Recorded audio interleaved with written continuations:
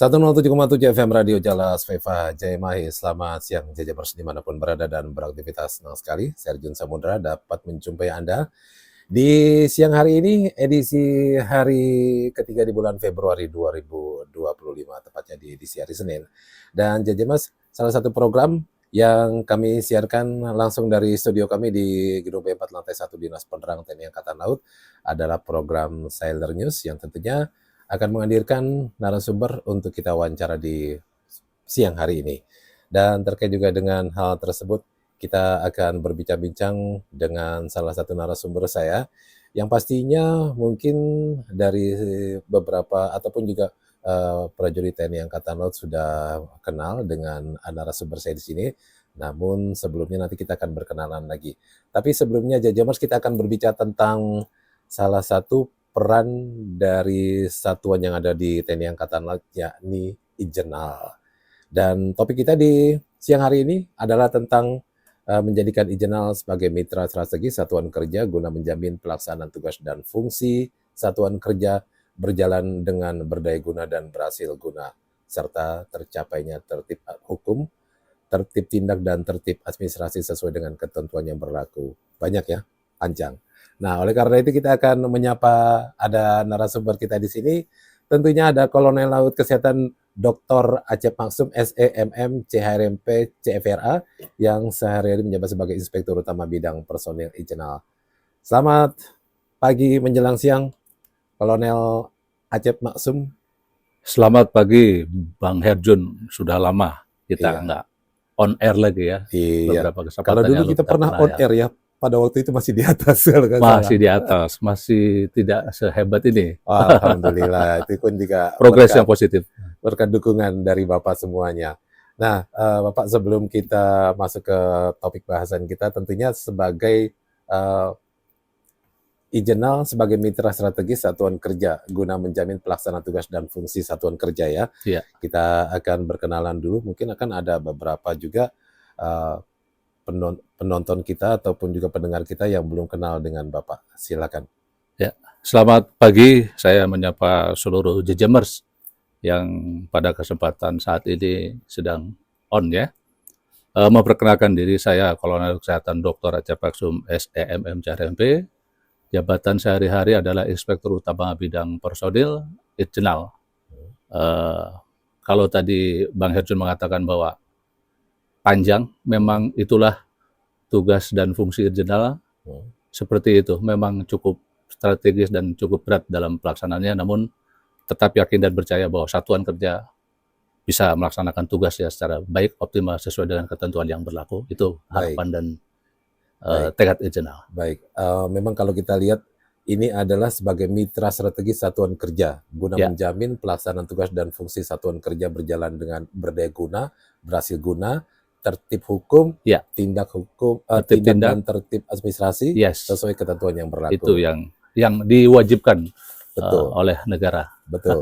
Nah, jika melihat tema kita di pagi menjelang siang hari ini, tentunya pertama kali yang akan menjadi pertanyaan adalah tugas pokok dari Ijenal itu sendiri. Ya, tentu Ijenal tidak serta-merta melaksanakan tugas fungsi itu karena sudah diamanatkan berdasarkan peraturan Kasal nomor 33 tahun 2001, di mana Ijenal selaku unsur pembantu pimpinan dalam hal Kasal yang memiliki tugas pokok membantu Kasal bidang pengawasan dan pemeriksaan, meliputi bidang operasi dan latihan, bidang umum, serta perbendaharaan dengan fokus pada daya guna, hasil guna, tepat guna, serta tertib hukum, tertib administrasi, dan tertib tindak di bidang pembinaan, kesiapsiagaan, pembangunan kekuatan di jajaran TNI Angkatan Laut dalam melaksanakan tugas pokok TNI Angkatan Laut.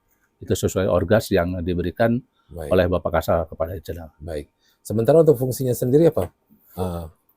Banyak fungsi yang dimiliki oleh Ijenal, tapi 3 fungsi yang dalam konteks siang hari ini yang mungkin akan menjadi yang menonjol adalah yang pertama adalah melaksanakan pengawasan di lingkungan TNI Angkatan Laut berupa penjaminan kualitas atau assurance yang meliputi kegiatan audit, review, pemantauan dan evaluasi, pelaksanaan kegiatan consulting, yang meliputi kegiatan pemberian saran, fasilitatif, dan pelatihan atas pelaksanaan tugas satuan kerja di lingkungan TNI Angkatan Laut sesuai bidangnya.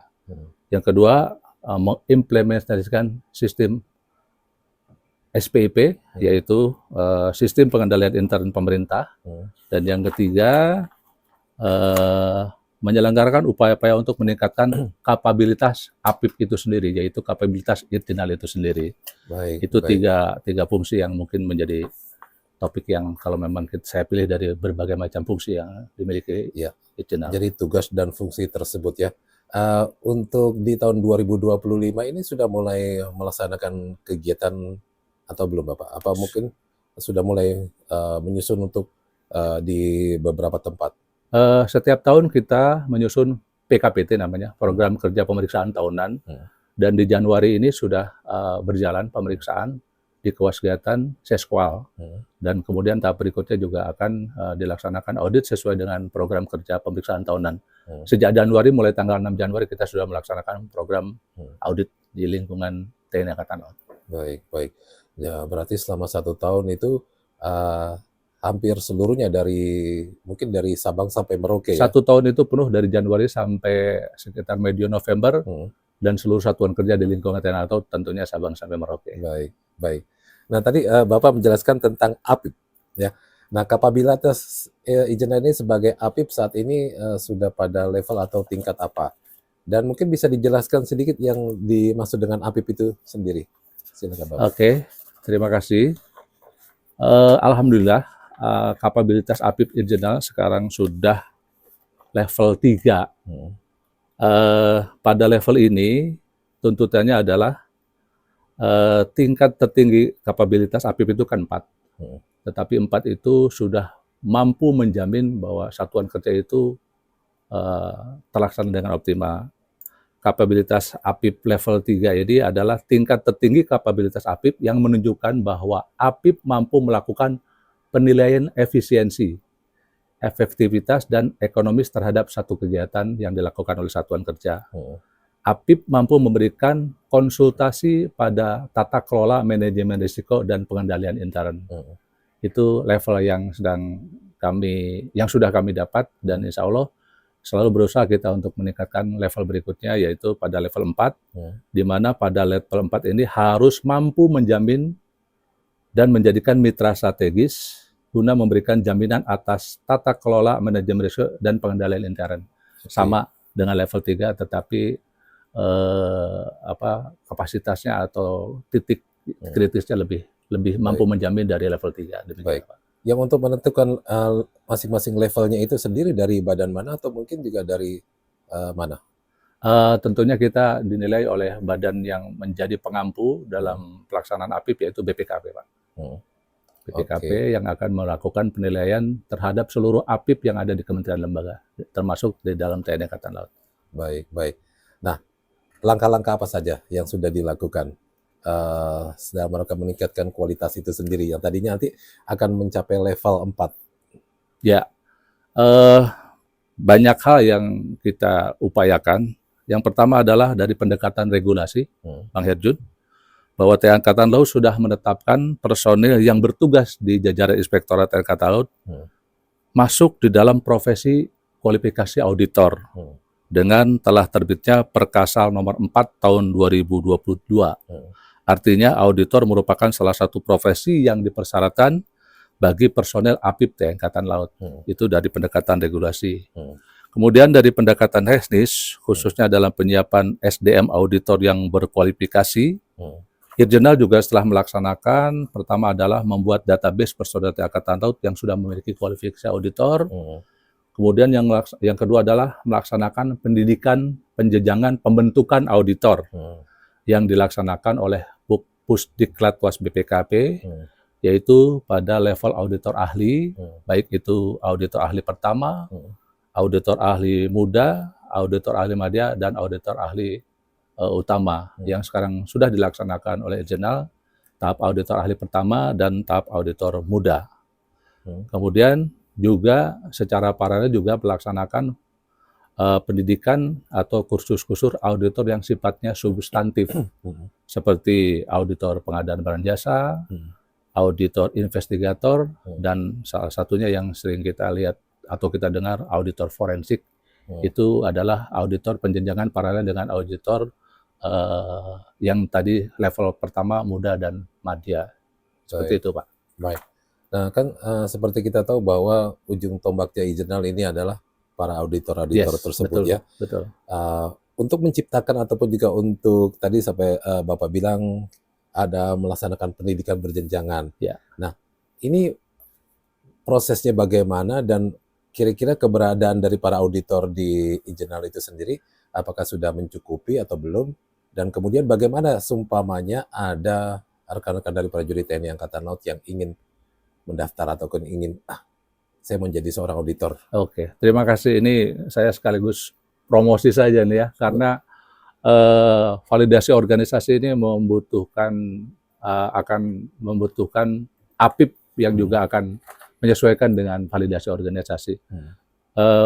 Bang Herjun dan JJMer sekalian, bagaimana sih proses untuk menjadi seorang auditor atau nanti yang akhirnya akan menjadi personil yang mengawaki jajaran Inspektorat Angkatan Laut?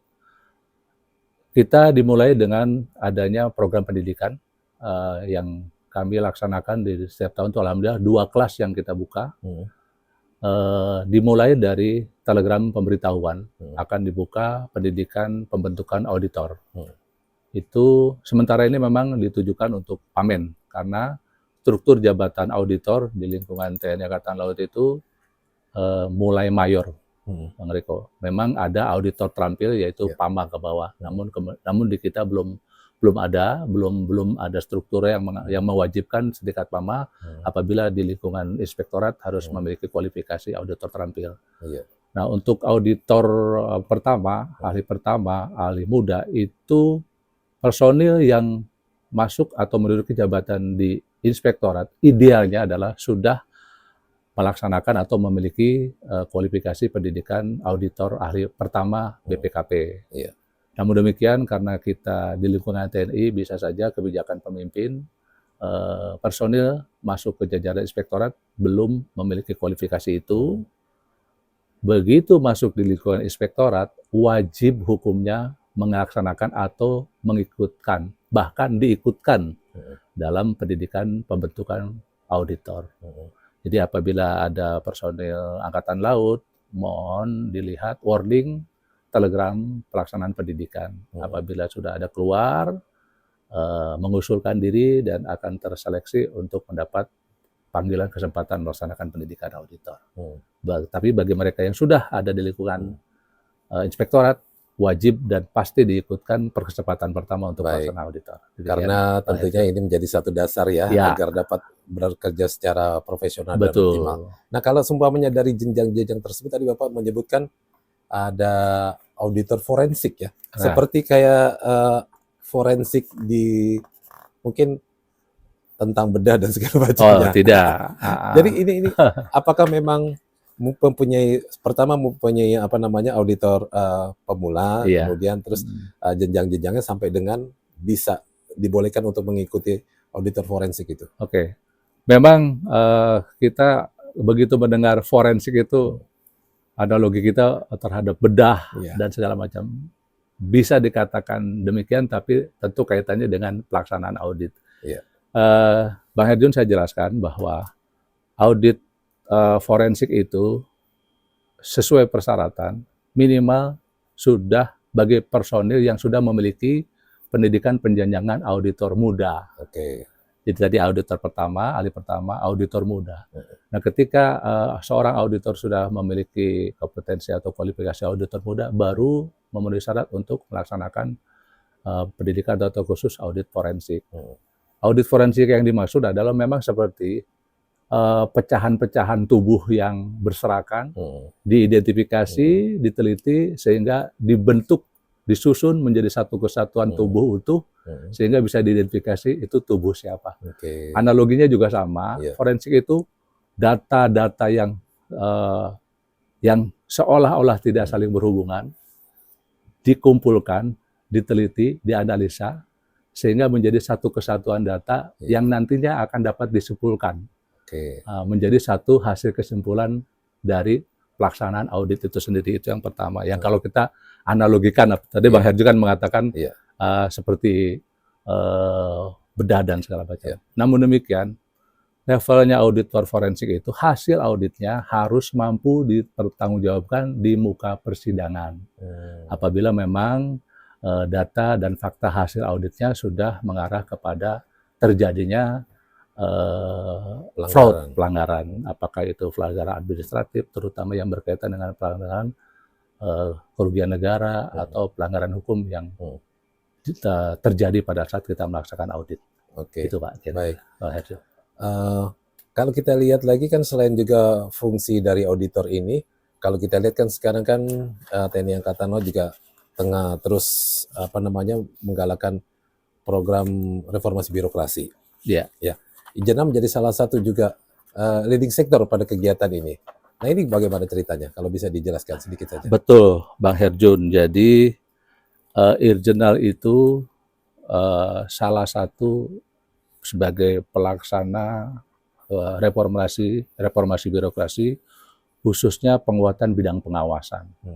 Jadi implementasinya adalah pada saat kita melaksanakan audit, kita selalu melihat pelaksanaan reformasi birokrasi yang dilaksanakan oleh satuan kerja. Karena di dalam struktur organisasi di Inspektorat juga ada Inspektur Utama Bidang Reformasi Birokrasi. Jadi Inspektur Utama itulah yang fokus terhadap pelaksanaan reformasi birokrasi yang dilakukan di satuan kerja. Karena bermuaranya nanti itu akan menjadi reformasi birokrasi yang dilaksanakan oleh TNI Angkatan Laut. Demikian Bang Herjo.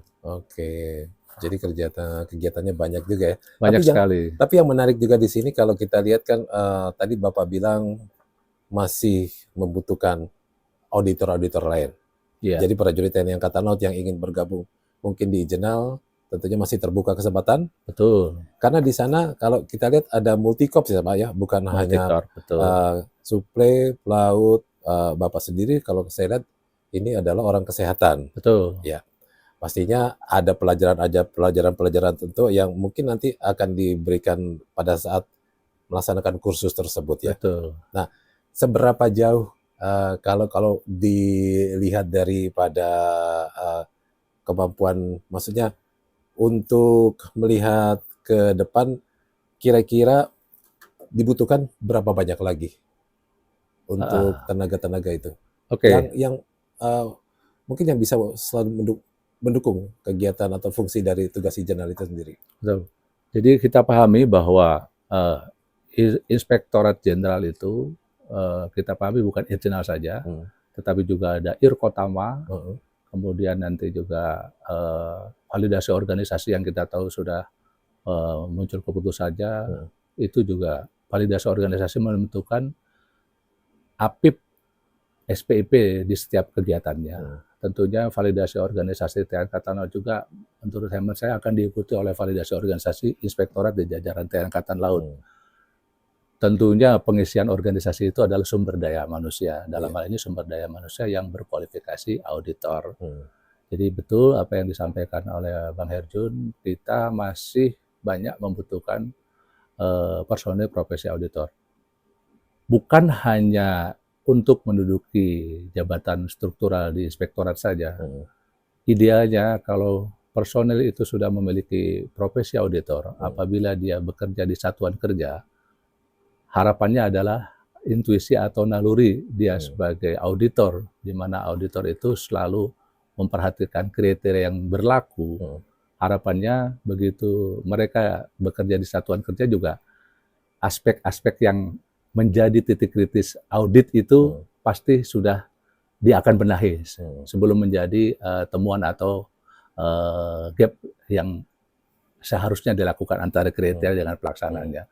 Jadi seperti mohon maaf, mungkin di Dispen juga ada 2 personil menurut database kami ada. Harapannya auditor yang ada di satuan kerja menjadi agen lah atau agent of change untuk merubah satuan kerjanya supaya melaksanakan tupoksinya tertib hukum, tertib tindak, dan tertib administrasi seperti apa yang disampaikan di dalam tadi tema kita yang di awal ya. Itu harapannya. Jadi harapan kami banyak orang yang sudah memiliki profesi auditor di satuan kerja menjadi paling tidak kepanjangan inspektorat, menjadi agen outseng, menjamin pelaksanaan satuan kerja itu tertib hukum, tertib tindak, dan tertib administrasi. Gitu. Oke, baik, luar biasa. Dan tentunya Jajamers 107,7 FM. Nah, masih terbuka kesempatan lebar nih. Kalau seumpamanya tidak di Ijenal tapi di kota-kota ya, Betul. Pak ya. Karena memang masih sangat dibutuhkan. Bahkan juga yang sudah mendapatkan mungkin sertifikat atau mungkin auditor ya, tapi di tempat-tempat di satker-satker yang tadi Bapak sampaikan, seperti juga di kita di sini ada ya, Bang. nantinya bisa menjadi agen of change atau itu agen harapan. perubahan lah. Agen perubahan paling tidak yang mengawal satuan kerja itu Baik. untuk melaksanakan tugas pokoknya sesuai ketentuan yang berlaku. Baik, luar biasa. Jajamers jangan kemana-mana, masih akan bersama dengan saya Erjun dan juga ada narasumber. Tentunya setelah yang satu ini jangan lupa untuk komen, kemudian like dan subscribe di tempat kita, di YouTube kita, tentunya di JM Radio. Tetap di 107,7 FM Radio Jalas Veva Jaya Mahir.